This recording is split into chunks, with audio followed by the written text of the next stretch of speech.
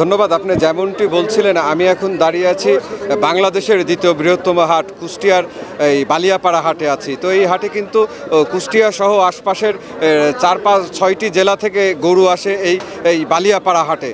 বালিয়াপাড়া হাটে কিন্তু প্রতি এই কোরবানি ঈদকে সামনে রেখে কিন্তু এই হাট চলছে এবং সপ্তাহে কিন্তু 2 দিন চলে এই বালিয়াপাড়া হাট, কিন্তু কোরবানি ঈদকে সামনে রেখে এই হাট চলছে। এই ঈদের আগের দিন পর্যন্ত এই বালিয়াপাড়া হাট পরিচালনা হবে। তো আমি যদি আপনাদেরকে একটু দেখাই যে কুষ্টিয়ার কিন্তু বাংলাদেশের মধ্যে কুষ্টিয়ার গরুর কিন্তু একটি বিশেষায়িত আছে এবং সুস্বাদু এবং মানের এবং গুণগত মানের দিক থেকে এই গরু কিন্তু কুষ্টিয়ার গরু কিন্তু বেশ আলোচিত গরু। তো আমি যেই হাটটিতে আছি এই হাটটিতে কিন্তু প্রচুর গরু আমদানি হয়েছে।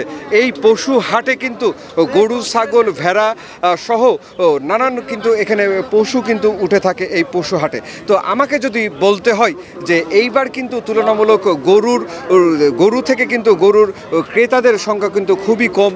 এটি কিন্তু আসলে গরু ব্যবসায়ী যারা তারা কিন্তু বরাবরই অভিযোগ করছে। এই বিষয়ে আমি একজন গরু ব্যবসায়ীর সাথে কথা বলে দেখব যে আসলে তিনি কি বলে। ভাই, আপনি তো কয়টা গরু নিয়ে আসছেন এবং কখন আসছেন? এইবার আসলে গরুর বাজার কেমন দেখছেন? গরু আমি একটা নিয়ে আসছি, মাজরা গরু নিয়ে আসছি। তবে মাজরা গরুর দাম অনেক কম, 30,000 মাত্র। মাজরা গরুর দাম কম আছে। সকালে 8টার সময় আসছি। আমি একজন গরু ক্রেতা কিনতে আসছে, তার সাথে কথা বলে দেখবো যে আসলে তারা কেমন কি গরু পাচ্ছে বা কি অবস্থা গরুর বাজারে। আমি যদি বলি গরুর বাজারে এবার কি কেমন অবস্থা, গরু কিনতে পেরেছেন কি? আসসালামু আলাইকুম।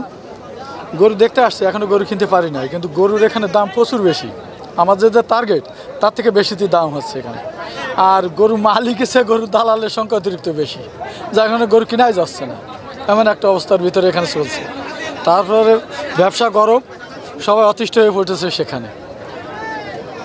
ধন্যবাদ। আপনি যেমনটি শুনছিলেন, আমি আরেকজন গরু ব্যবসায়ীর সাথে কথা বলবো। উনি অনেক বড় বড় কিছু গরু নিয়ে আসছে, তার সাথে কথা বলে দেখব যে আসলে তিনি কি বলে গরুর কেমন বাজার। আমি তো দেখছি যে আপনি তো অনেক বড় বড় গরু নিয়ে আসছেন, তো কি অবস্থা দেখছেন গরুর করে, কেমন বাজার দেখছেন গরুর এবার, কেমন বাজার দেখছেন গরুর?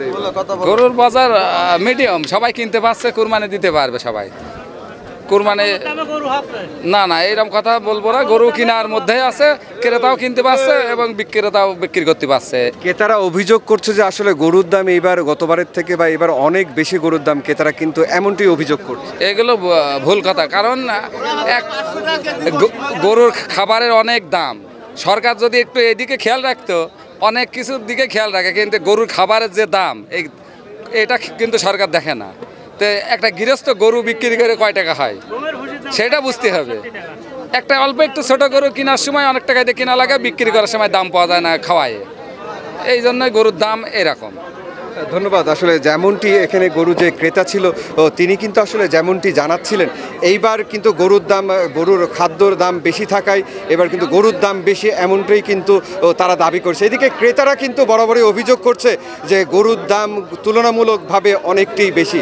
তো এই দরদামের মধ্যেই কিন্তু কুরবানিকে সামনে রেখে সকল গরু বিক্রি হবে এমন আশা করেই কুষ্টিয়ার বালিয়াপাড়া হাট থেকে এই ছিল আমার কাছে সর্বশেষ তথ্য। সনি আজিম, গ্লোবাল টেলিভিশন, কুষ্টিয়া।